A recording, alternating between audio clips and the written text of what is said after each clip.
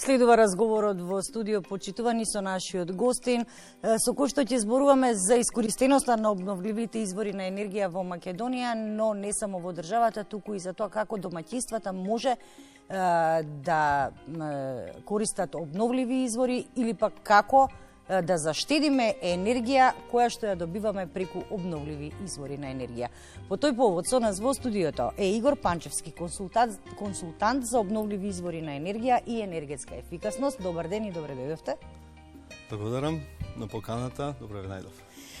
На почетокот, ајде да се надоврзаме на она што го слушнавме досега. Обновливите извори на енергија и нивната искористеност во Македонија.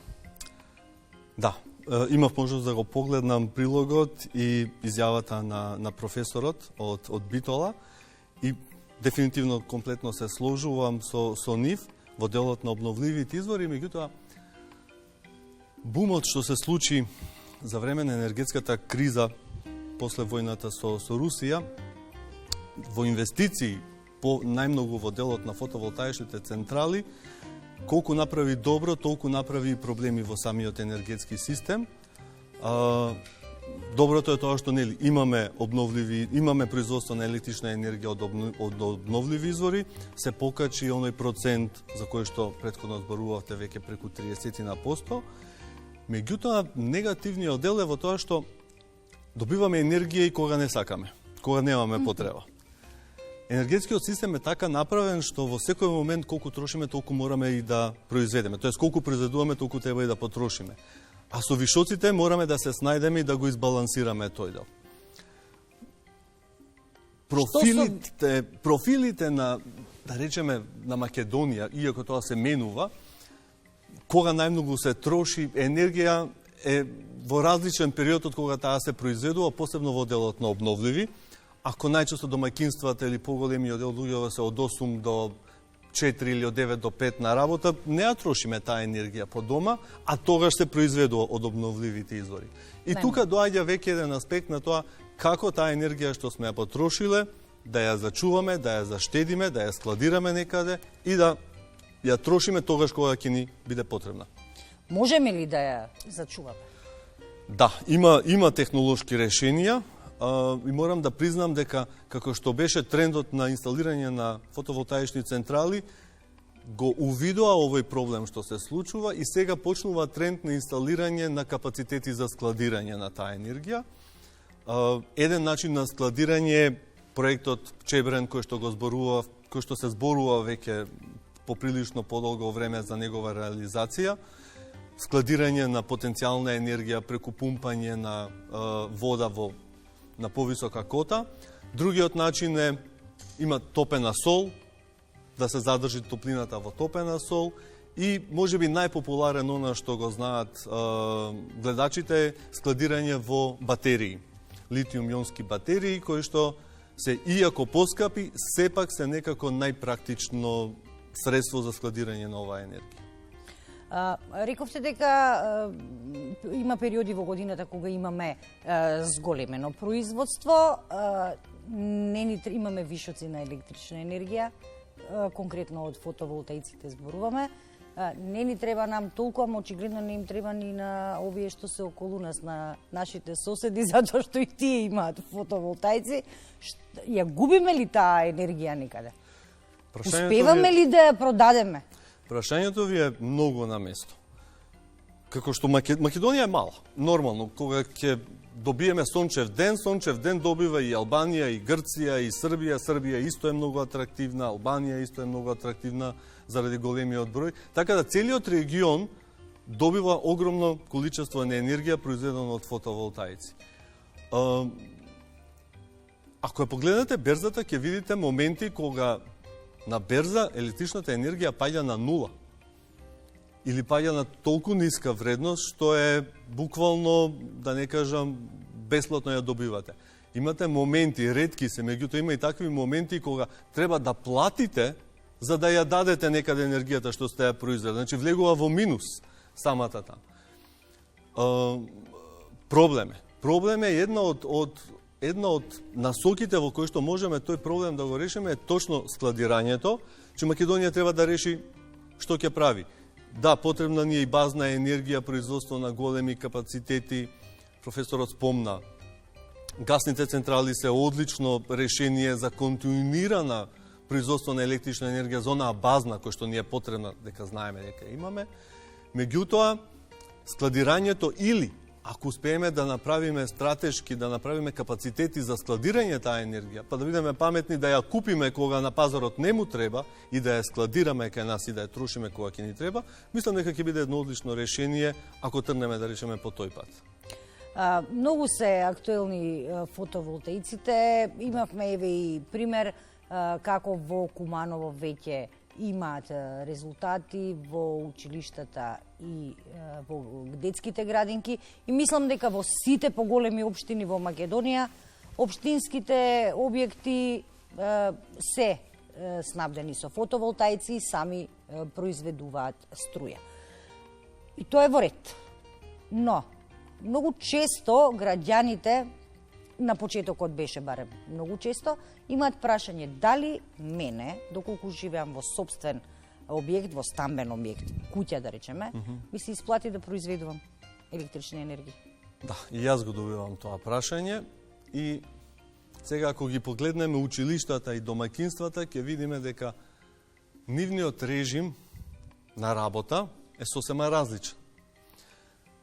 Комерцијалните објекти, вклучувајќи ги јавните објекти, работат во период кога имаме сонце, има потрошувачка на енергија.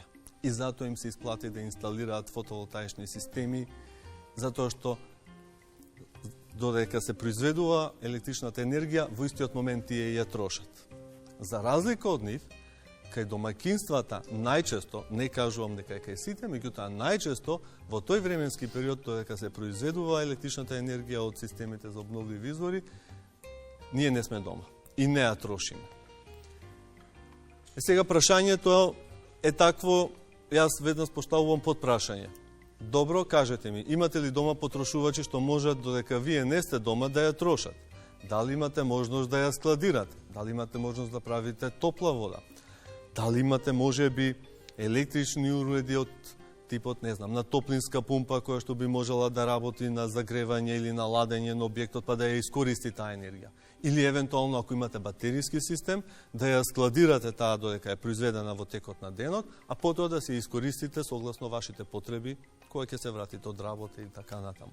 Така да прашањето зависи, меѓутоа во најголем дел од случаевите луѓето не навлегуваат, иако ентузијазмот беше на почеток премногу голем,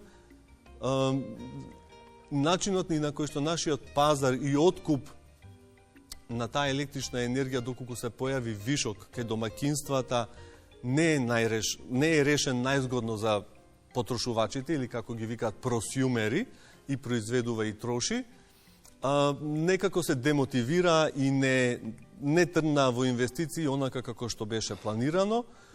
Мислам дека доколку се реши или државата се обиде некако да го субвенционира или да го зголеми откупот на потрошената, на произведената енергија предадена од домакинствата во мрежа, ако тука тој дел го субвенционира, бидејќи сега е прилично ниска таа цена, мислам дека домакинствата ќе се решат многу повеќе да инвестираат во ова, затоа што сега во ваква ситуација како што сме, верувајте ми, повратокот на инвестицијата е преку 10 години, па доаѓа дури и до 15 години, што доаѓа до векот на самата исплатливост на опремата. Земајќи во обзир дека како што функционираме сега, меѓу 20 и 30% максимум ја трошиме произведената енергија од обновливи. 70% ја враќаме во мрежа и добиваме многу ниска, да речеме, цена за тоа што го предаваме.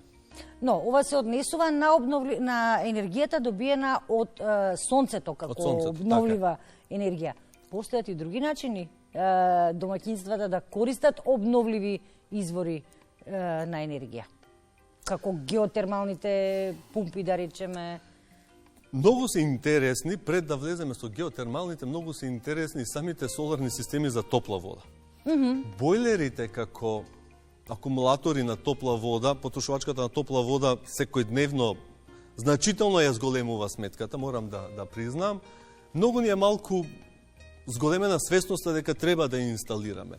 Земете една Австрија или Западна Европа, со секој нов објект имате регулатива каде што вие во проектот морате да ставите сончев колектор за топла вода.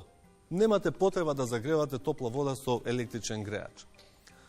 Другата опција е во делот на системи за ладење и грејење, каде што не само геотермалните, јас повеќе ќе кажам топлинските пумпи, кои што може да бидат од различни типови. Може да бидат геотермални, како што рековте, меѓутоа може да бидат воздух, вода, како поедноставни системи, стануваат се поатрактивни и со оглед на нивната висока ефикасност, веќе Европската Унија и повеќе странски донатори, не кажам интернационални, меѓународни финансиски институции, ги внесува во категоријата на обновливи извори на енергија. И стануваат се повеќе атрактивни. Европа, со оглед на нивна план за декарбонизација до 2050 година, има силна поддршка према домаќинствата да се префрлат од, до тога ще користеа најмногу гасните котли, да се префрлат на топлински пумпи. Доколку едно семејство реши да користи некаков обновлив извор на енергија за своите потреби, веројатно се би му било залудно ако не повнимава на енергетската ефикасност на неговиот дом. Може би е тоа основната точка од која што треба да појде, затоа што колку сакате вие трошите енергија, ако не е енергетски ефикасен објектот, ја губите енергијата секако. Колку многу вистина има во ова целово. Знам дека е многу актуелна темата за обновливи извори. Знам дека сите прашуваат, сите сакат како да ја намалам сметката. А сметката во најголемиот дел доаѓа од системите за загревање. Посебно сега во зимскиот период. Енергетската ефикасност и самата Европска Унија и сите регулативи и програми кои што ги воведува, ќе го кажам на англиски, имаат едно правило, не правило, туку тоа е сама програм иницијатива, се вика Energy Efficiency First. Пред било што да почнете да правите, енергетската ефикасност мора да ви биде првиот избор за вашиот објект. Што подразбира по тоа?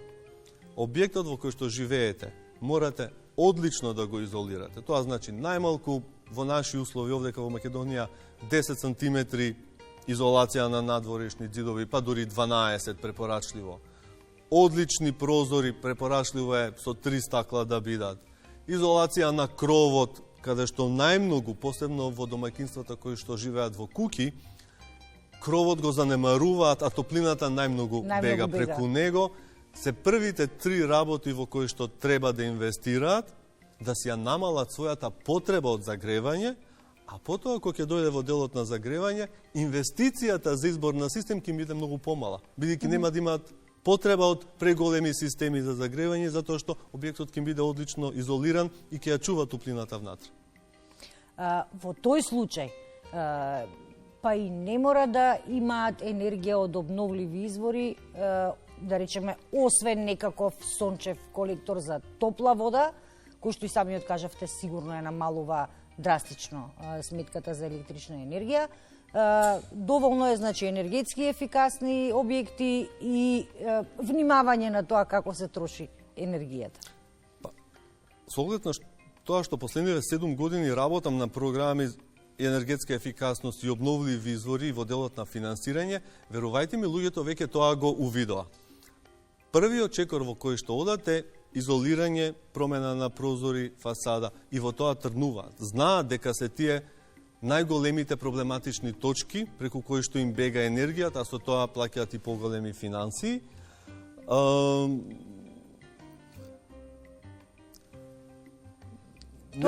Тоа е она на кое што би требало да обрнат малку повеќе внимание. Знаат, мислам дека доволно веќе стануваат свесни за почеток и затоа нема толку голема мотивација, посебно кај домаќинствата, веднаш да стартуваат со сончеви колектори, сончеви панели или како и да ги викаме за производство на електрична енергија, затоа што сватија дека користим ја повеќе во делов на енергетска ефикасност. Но, Онаму каде што има поголеми објекти, каде што корисниците влегуваат во трета и четврта категорија на потрошувачи, а цената таму е многу повисока од оние што се во прва и во втора, во тој случај фотоволтаичните системи дефинитивно служат за корисниците да спаднат во прва нема да можат, меѓутоа барем во втора категорија, каде што цената е нормална, многу понормална и тука прават сериозни финансиски заштеди. Така да, се зависи од она како функционира домаќинството, колкав е објектот. Не сакам да кажам дека нема потреба да ги инсталираме, меѓутоа треба да се направи добра претходна анализа, колкава е потребата да се инсталира еден фотоволтаичен систем и колкава ќе биде неговата искористливост. Верувам дека оние кои што имаат потреба од такво нешто сигурно добро ќе размислат и секако ќе се консултираат со експерти за оваа тема.